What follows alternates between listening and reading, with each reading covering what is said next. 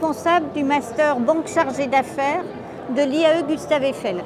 Je reviendrai dessus après, mais c'est un master qui forme des jeunes à devenir chargés d'affaires professionnels, très petites entreprises ou PME.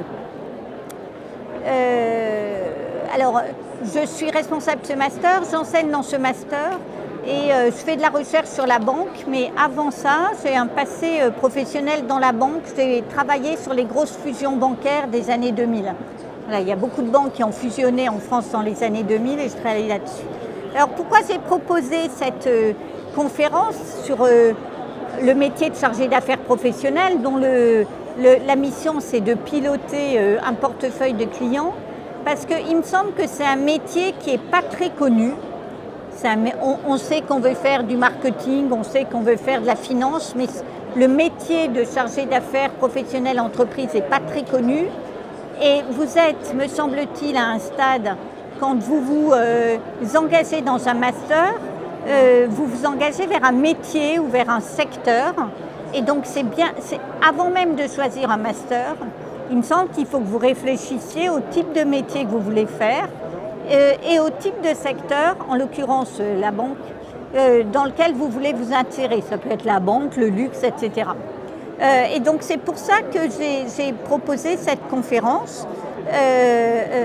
Et je vais commencer par vous parler un peu du secteur bancaire, ou plutôt de ce qu'est une banque, pour que vous compreniez mieux ce qu'on attend d'un chargé d'affaires en termes de pilotage de son portefeuille client. Après, je reviendrai un peu sur ce qu'est son cœur de métier, finalement, ce qu'il fait, un peu au quotidien, et ce qui représente l'intérêt de ce métier, et aussi les compétences qu'il doit avoir, voilà, que le chargé d'affaires doit avoir pour réussir dans sa vie professionnelle. Et enfin, je conclurai par les perspectives d'emploi. Est-ce que c'est un métier qui est porteur aujourd'hui dans lequel les banques recrutent? Donc un peu, voilà. Alors, pour parler de ce métier, moi je trouve intéressant de revenir à ce qu'est une banque originellement. Le métier des banques originellement, c'est de financer les agents économiques. Les agents économiques, ça peut être les particuliers, les professionnels, les entreprises et les collectivités publiques et territoriales. Et par ailleurs, de gérer les moyens de paiement. Ça, ce sont les métiers complètement originaux des banques. Et c'est cette partie, finalement, cette mission de financement des agents économiques, c'est ce qui fait que les banques sont complètement essentielles dans l'économie. C'est que quand elles financent des crédits aux particuliers, elles permettent aux particuliers d'acheter des appartements, d'acheter un certain nombre de biens de consommation, des automobiles. Et ça fait croître l'économie, hein, ça développe la consommation. Et quand elles financent des entreprises, c'est pour que les entreprises se développent et donc c'est créateur d'emplois. C'est en ça que le secteur bancaire, c'est un secteur qui est complètement essentiel à l'économie. Et je crois que dans vos propres réflexions sur pourquoi j'ai envie ou pas de travailler dans le secteur bancaire, cette caractéristique du secteur bancaire d'être extrêmement important dans l'économie, c'est peut-être quelque chose qui peut vous guider en termes de réflexion, de motivation. Pour vous donner une idée, aujourd'hui, il y a 2000 milliards d'euros d'encours de crédit des banques, que ce soit aux particuliers ou aux entreprises, 2800 milliards d'euros, à peu près la moitié pour les particuliers, la moitié pour les entreprises. Et aujourd'hui, si on prend les entreprises, si on prend les PME, donc des entreprises qui ne sont pas énormes mais qui ont déjà une taille bien assise, il y en a en fait 63% de leur financement passe par les banques. Donc vous voyez que c'est une mission qui est essentielle pour l'économie. Alors, finalement, le chargé d'affaires, il est un peu au cœur de cette mission. Le chargé d'affaires, il a des clients professionnels, TPE ou entreprises en face de lui. Est-ce que vous voyez ce que ce sont les clients professionnels? Oui? Oui, vous aussi? Voilà, alors vous aussi? Alors, ces clients, qu'ils soient des professionnels ou des entreprises, ils ont un certain nombre de besoins auxquels la banque va essayer de répondre. Le premier besoin, c'est un besoin de financement. Quand vous voulez vous financer, vous pouvez vous autofinancer, mais généralement, vous n'arrivez pas si vous êtes dans l'autofinancement, vous ne pouvez pas supporter un très gros développement, ou vous pouvez vous financer par la banque, ou vous pouvez financer par le marché en faisant une augmentation de capital, mais dès que je dis ça, vous voyez que c'est réservé à des entreprises de taille plus importante. Et donc, le client professionnel entreprise va voir sa banque, d'abord pour demander des financements, aussi pour aider à gérer de la trésorerie, et puis il a un certain nombre de besoins connexes sur lesquels les banques sont allées pour répondre à ses clients. Je peux vouloir m'assurer, je peux vouloir faire de l'épargne salariale, je peux vouloir faire de la prévoyance, etc. Le chargé d'affaires, il va accompagner ces clients-là, c'est-à-dire il va écouter leurs besoins, détecter leurs besoins, identifier des solutions proposées par la banque pour répondre à ces besoins. On va le voir après, il ne va pas faire que ça, mais c'est une grosse partie de son travail. Donc c'est un métier de relation client d'abord. C'est un métier, on a des contacts avec des clients. Alors, le chargé d'affaires, il va exercer soit en agence bancaire pour les clients professionnels et très petites entreprises, soit dans ce qu'on appelle des pôles professionnels. Ce sont des agences bancaires dédiées aux clients professionnels et aux petites entreprises, soit dans des centres d'affaires entreprises. Voilà, ça dépend un peu de l'organisation des banques. Par rapport à, c'est un métier, vous comprenez tout de suite, extrêmement varié parce que les clients sont variés.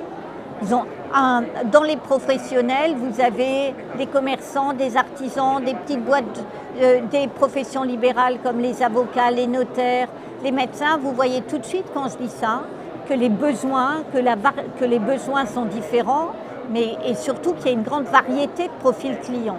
Et c'est ce qui fait un des intérêts du client. Voilà. Alors, ce métier, vous l'exercez donc dans des lieux différents selon les clients et selon les agences. Ce sont aussi des métiers où on se déplace chez le client. Un client entreprise, on va le voir chez lui, il n'a pas besoin dans son entreprise. Le client entreprise, il n'a pas le temps de venir en centre d'affaires. C'est pareil pour certains clients professionnels. Alors, c'est un métier qui demande une double compétence. J'ai parlé de la compétence en relation client parce que le chargé d'affaires professionnel, je l'ai dit, il faut qu'il écoute son client, qu'il détecte les besoins du client, qu'il les comprenne bien, qu'il anticipe certains de ses besoins. Donc c'est un métier de pilotage de la relation client parce qu'il va falloir aussi qu'il fasse de la conquête, qu'il aille chercher de nouveaux clients. Pour ça, il va faire des opérations de prospection, des opérations de relations publiques dans le centre d'affaires le soir, faire une petite conférence à quelqu'un sur l'épargne salariale pour attirer des prospects. Voilà, il va être inventif de ce point de vue-là, mais surtout proactif. Donc ça, c'est une compétence de relation client, mais il a une autre compétence, c'est une compétence en analyse financière. Parce que le chargé d'affaires, quand le client a une demande de financement, il faut qu'il étudie cette demande de financement pour trouver une solution de financement la plus adaptée à son client, mais aussi, et c'est essentiel, il faut qu'il comprenne si la banque peut prêter à ce client-là sans prendre trop de risques. D'accord ? Il n'est pas question pour les banques de prêter, vous vous en doutez, de prêter à des clients qui ne pourront pas rembourser. D'accord ?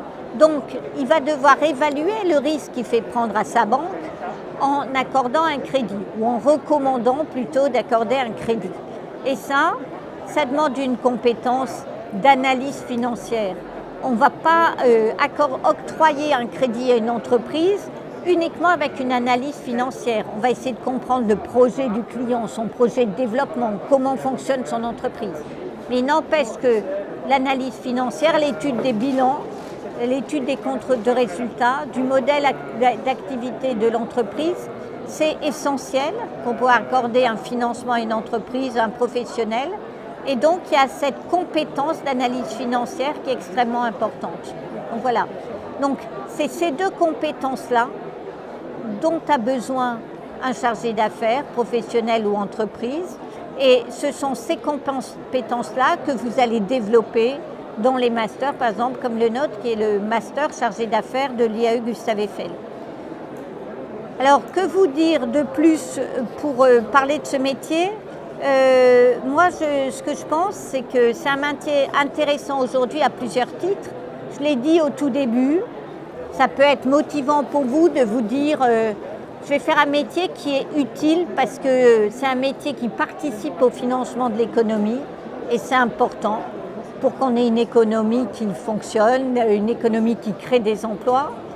Je pense qu'il y a un autre intérêt, je l'ai touché du doigt, c'est la variété des clients et des situations de clients que vous allez rencontrer.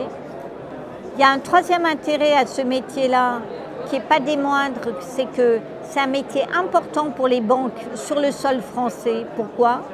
Parce que c'est un segment stratégique. Les banques aujourd'hui, elles considèrent, la plupart des banques, que ce marché de clients professionnels et entreprises, c'est un marché stratégique pour elles. Donc elles investissent de l'argent pour ces marchés, sur ces marchés-là. Et leur politique de recrutement en fait partie. Et enfin, je pense que c'est un métier intéressant parce qu'on y développe cette double compétence, relationnelle et d'analyse financière, ce qui derrière, en termes d'évolution professionnelle, ouvre un grand champ des possibles. Vous pouvez aller vers plus de finances, vous pouvez aller vers plus de relations clients, vers du management. Enfin, ça ouvre beaucoup de perspectives de métier. Vous pouvez tout simplement, et on le voit avec les anciens de notre master, il y en a qui deviennent chargés d'affaires d'entreprises beaucoup plus grandes, y compris qui s'internationalisent. Vous en avez qui ont une fibre managériale et qui vont devenir responsables de pôles professionnels, responsables d'une petite équipe de chargés d'affaires professionnels. Il y en a enfin qui vont faire d'autres métiers dans la banque. Il y en a qui choisissent de spécialiser sur l'analyse du risque parce que c'est une dimension, la dimension d'analyse financière leur a beaucoup plu. Voilà. Voilà ce que je peux vous dire sur ce métier-là. Peut-être un ou deux compléments sur les perspectives d'emploi. Aujourd'hui, quand on regarde les chiffres de 2020, si vous regardez les effectifs globaux des banques qui sont d'à peu près 350 000 salariés dans les banques françaises en 2020, vous avez à peu près 10% des effectifs qui sont des effectifs de chargés d'affaires professionnels ou de chargés d'affaires entreprises plus grandes. Et les banques, sur ces métiers-là, recrutent essentiellement des Bac plus 5. Voilà. Pour accéder à ces métiers-là, faire un master, c'est extrêmement important parce que c'est la voie royale pour entrer en banque sur ces métiers-là. Est-ce que vous avez des questions ? J'ai une question, en fait, il n'y a pas de lien avec ça. C'est quoi le lien entre le chargé d'affaires pro et le gestionnaire de patrimoine? Alors, le lien entre le chargé d'affaires pro et le gestionnaire de patrimoine. Le chargé d'affaires professionnel, il est chargé de suivre la relation client au titre de l'entreprise, du professionnel. Dans la plupart des banques, c'est pas vrai dans toutes les banques, mais dans la plupart des banques, on dit qu'il a aussi la relation privée du pro. Avoir la relation privée du pro, ça veut dire quoi ? Ça veut dire gérer le professionnel dans sa relation bancaire privée. Je donne un exemple. Un chargé d'affaires professionnel a comme client une étude notariale. Eh bien, il a en même temps, à titre privé, la relation bancaire du notaire. Il se trouve que sur ces clientèles-là, il y a une partie significative des clients, que ce soit des professionnels, des avocats, des médecins, des patrons, certains patrons de petites entreprises ou de grosses entreprises ont un gros patrimoine à titre personnel. Ce n'est pas vrai pour tous, ça existe pour certains d'entre eux. À ce moment-là, le chargé d'affaires, on considère qu'il n'a plus la compétence pour gérer le patrimoine financier de ses clients à titre privé, parce qu'il n'a pas forcément, notamment, les compétences fiscales qu'il faut. Et à ce moment-là, dans les banques, son travail, c'est de l'orienter vers un gérant de patrimoine qui va gérer ses avoirs financiers. Est-ce que ça répond à votre question? Et si je comprends bien votre réponse, le chargé de gestionnaire de patrimoine est en quelque sorte un panier, mais un support du chargé. Alors, il va devenir un support, mais après, il va voir le client. Il va voir le client à titre privé sans le chargé d'affaires professionnel. D'accord? Il va entretenir une relation avec le notaire, sans que le chargé d'affaires professionnel soit forcément présent. Si vous voulez, sur le métier de gérant de patrimoine, c'est un métier comme le métier de chargé d'affaires où il y a une forte compétence relationnelle, on a des clients en face de soi, et il y a une compétence d'expertise, mais ce n'est pas la même que dans les deux cas. Sur un métier de chargé d'affaires, la compétence d'expertise, c'est l'analyse financière et le diagnostic économique et financier des entreprises. Pour un gérant de patrimoine, la compétence va être bien davantage sur des connaissances en matière de fiscalité qui permettent de conseiller de façon pointue sur les placements financiers à titre privé. Alors, l'asset management, c'est la gestion de fonds, d'accord? C'est la gestion de fonds d'investissement, fonds souverains, peu importe, la gestion de fonds. Donc, vous avez des masters qui permettent de préparer à ces métiers-là. Ces métiers-là, ce sont des métiers qui ne sont pas en contact client, sont des métiers où vous êtes en train d'investir de l'argent collecté par le fonds dans un certain nombre de supports qui dépendent de titres en direct ou pas, mais le choix de ces supports va beaucoup dépendre de l'orientation du fonds. Est-ce que vous êtes sur un fonds risqué? Est-ce que vous êtes sur un fonds action asiatique, etc. Et pour ça, vous avez des masters, par exemple un master de gestion de portefeuille qu'on a aussi à l'IAE Gustave Eiffel qui vous prépare à ça. Je crois que si vous voulez travailler dans le monde de la banque et de la finance, il y a quelques questions un peu structurantes à vous poser. La première, c'est pour vous repérer à l'intérieur de ces métiers-là, est-ce que j'ai envie d'avoir un métier où je vais être en contact avec des clients ou pas? Ça, c'est une question structurante, d'accord, à vous poser, parce que c'est assez déterminant sur le type de métier vers lesquels vous allez vous orienter, d'accord? À cette question, vous pouvez y répondre bien sûr en effectuant des stages, bien sûr en vous remettant en perspective d'éventuels stages que vous avez faits, pas du tout forcément en banque ou des petits jobs, mais voilà, c'est une question structurante parce que c'est une grosse ligne de démarcation dans les métiers qui existent au sein des banques.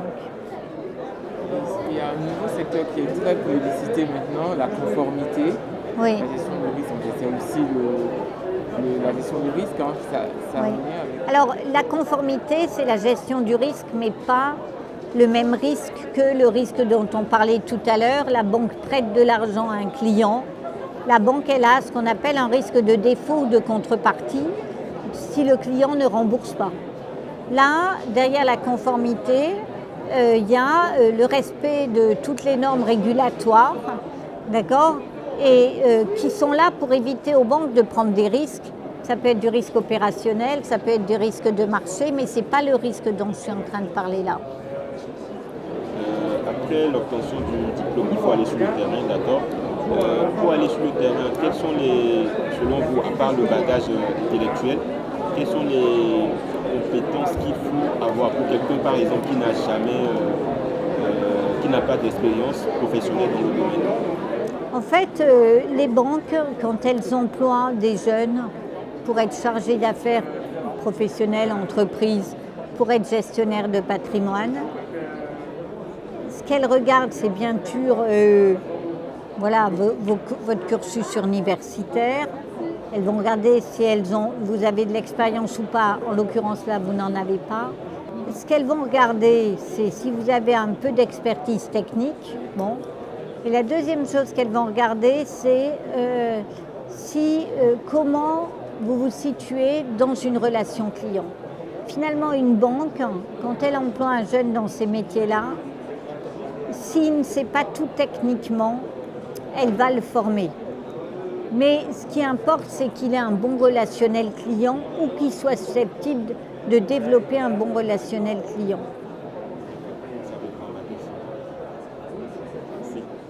Voilà, d'autres questions?